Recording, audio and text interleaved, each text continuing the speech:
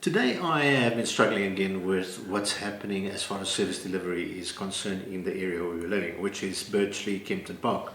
I travelled around in Birchley and I went to Glenmarie, and a lot of things are quite visible to me. Now, what typically happens is that we as community members get really upset because everything is not the way that we would want it. Everything is not clean. Everything is not happening.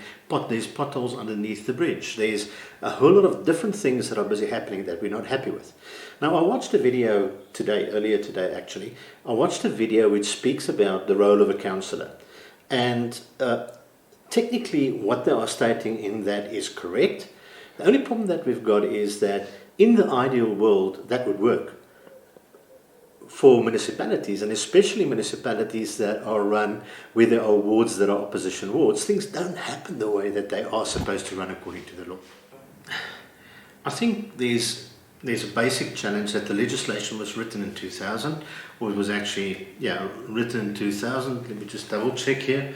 So we've got the Municipal Systems Act, which is Act 32 of 2000. So Act 32 of 2000, which is 20 years ago. In 2000, social media was just a twinkling in the eye of its inventors. And at the time that this was written, the way that a councillor worked was that the forums were all formal forums. So in other words, if you think about it, what happened was that if the community had a problem, what they would do is they would use the ward committee, and the ward committee would be representatives from the community that goes to the councillor, meets with the councillor, tells the councillor what the problems are in the ward, and that information then gets conveyed to the municipality. That was one way. The other way is if there was a crisis, what people would do is we would pick up the phone, call the councillor's secretary. The secretary would receive the call or contact the councillor on the landline, because mobiles were still early days, and then speak to the councillor and inform the councillor that there's a pipe that has burst XYZ. Or alternatively, they would just call the specific department, like the sewage department or the electricity department, and actually go and do these things. So the legislation that exists today, which was written in 2000, is grossly outdated. Why? Because it ignores completely the reality that exists today. So, and there's ways to really clearly see this. So if you go and look at for instance, here's a booklet. It's called the Code of Conduct for Councillors. Now, this is actually an addendum to the Municipal Systems Act, and what it does is it clarifies the rules for a councillor that a councillor is supposed to work by.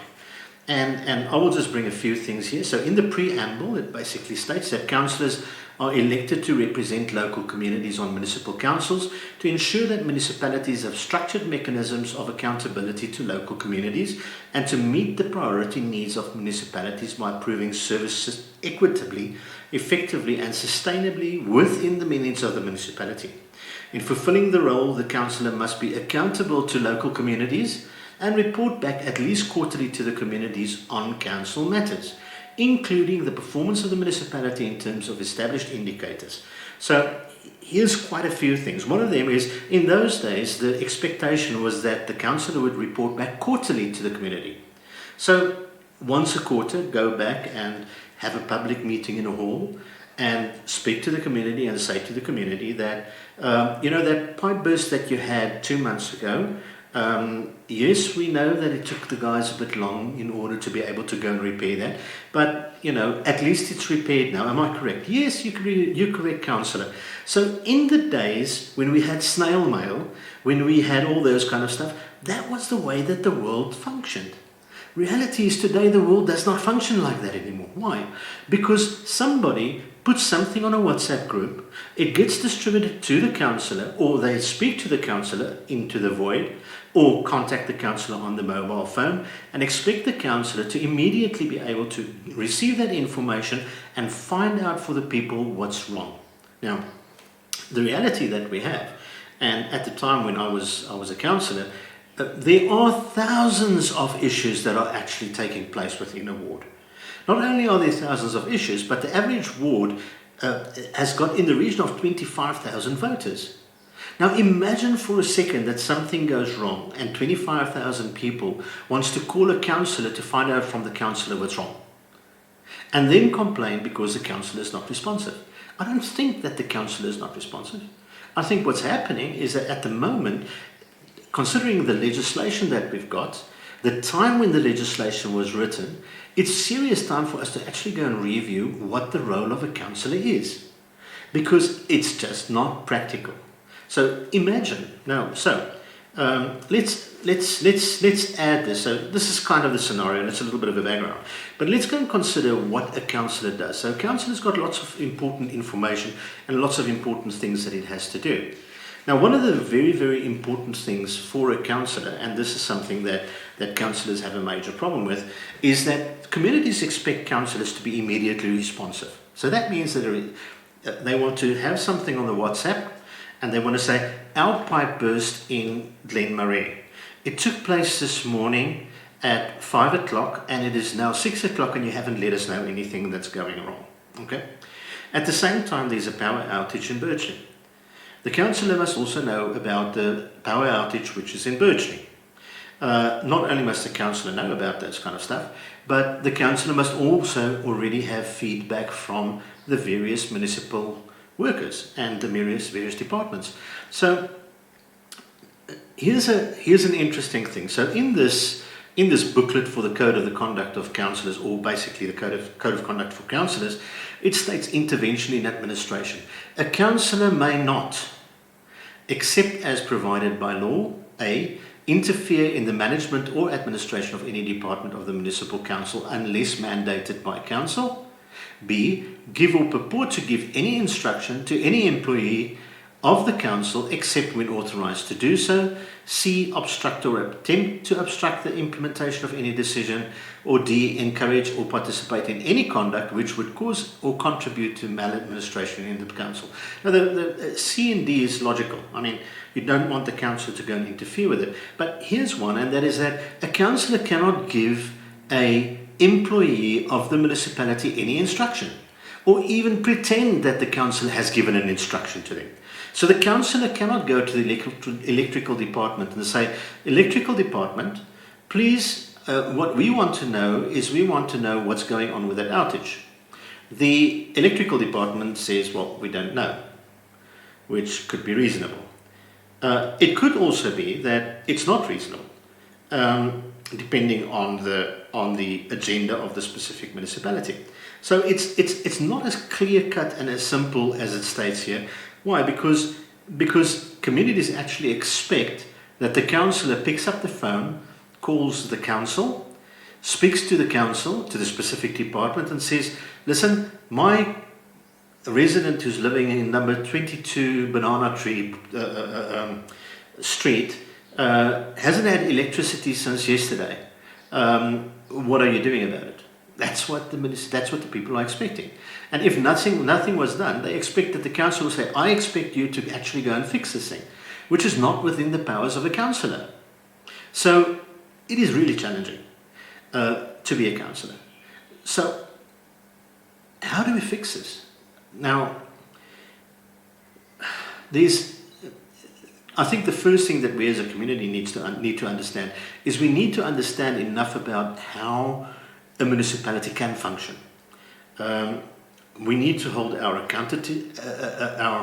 municipality accountable, and I know that's a difficult thing, because if you go and look at the Municipal Systems Act, which is this little booklet that I've got over here, it states that the council of a municipality has the right to govern on its own initiative the local government affairs of the local community, exercise the municipality's executive and legislative authority, and to do so without improper interference, and whatever that might be, and finance the affairs. Now, here it's also stating number 2, that's in the Act, Chapter 2, number 4.2, it says the council of a municipality within the municipality's financial and administrative capacity, and having regard to practical considerations, has the duty to exercise the municipality's executive and legislative authority and to use the resources of the municipality in the best interests of the local community.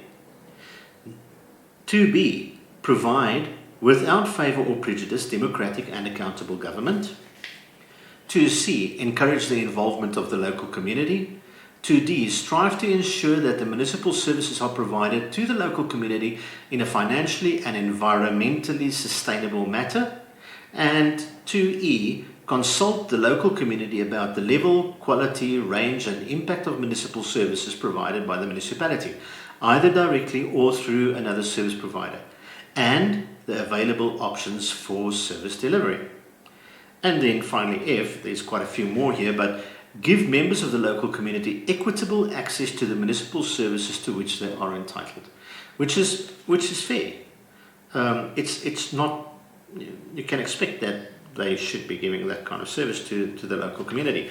But the point that I want to make with this is that at the moment what's happening is that everything is actually falling, from a local community perspective, is falling on the shoulders of the councillor. It's not necessarily falling on the shoulders of the municipality, who's supposed to be to supply equitable service to the community and give feedback and encourage local participation from the community. What is happening is that there's this little game that's being played, and the game works as follows. There is a specific municipality which is run by political party X. The municipality has a specific group of people within in the council who they find irritating, and they call them the opposition. And what the opposition does is the opposition goes and tries to get service delivery for the wards where they have ward councillors. Now, considering politics, considering that the people who are in power in the council want to win that ward in the future, the best way to obstruct this and to actually cause problems is what's called wedge politics. So wedge politics simply means that you want to drive a wedge between different people. And in the case of wards which are often run by opposition municipalities, what political parties do is they apply wedge politics to service delivery which is done within a specific ward. Why? With the purpose to drive a wedge between the political party whose councillor is representing that specific ward and the community within that ward. And that's very simple. If their expectation for service delivery is X, Y, Z, make sure, number one, that the service is not delivered to the specific community or in the way that the specific community expected. And number two, blame the councillor. Number three, keep information from the councillor so that the councillor cannot communicate the real situation back to the community. So what you have is you have a perfect storm, or that's the theory anyway.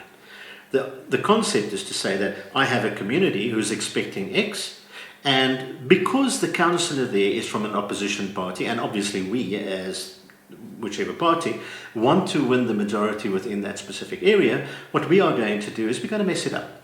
We're going to be sure that those people actually don't get the service which is delivered or needs to be delivered to them. So it's very simple. The challenge that exists is that the politics of local politics or of local municipalities is actually coming between service delivery for the community and the municipality. Why? Because the councils are not apolitical. In theory they should be, but councils are not apolitical. Why are they not apolitical? Very simple. It's something called cadre deployment. So cadre deployment is a concept where you ensure that your people are in the right place, are in control of the right stuff in the right place, so that from a political party perspective, you can actually go and ensure that those people who are supposed to be doing the service delivery, whether for good or for bad, would actually do the service delivery in accordance with the agenda of the political party which is in control of the city, of the metro, of whatever. And you know, we'd like to think that there are some municipalities that are not run like that, but unfortunately the reality is that in most cases municipalities are run like that. And as much as you expect fair and equitable things, there are certain political parties in South Africa who are notorious for refusing service to people who are actually have voted for opposition parties. It's the reality. It's not a fairy tale, it's what's happening in South Africa. So I think that's my 2 cents. I said a lot. A lot of it is probably stuff which there are people who will be upset with me about. I don't really mind about that. But I think it's very important that we consider these things and that we consider how in South Africa can we actually get better service for people. And by blaming the councillor, it ain't going to solve anything. All it's going to do is just going to cause, all kinds of interesting problems for the poor councillors. The worst job in South Africa to be in at the moment is to be a councillor in the opposition in a municipality where service delivery is not taking place. It's the worst job. If you're a councillor in opposition in a city or in a town where service delivery is actually taking place within your ward, even if you're on the opposition, you're in a great position. In reality, 60 to 70% of municipalities in South Africa are in the position where service delivery to opposition parties that have voted for opposition parties are not in place. Why? Because of politics. Thank you.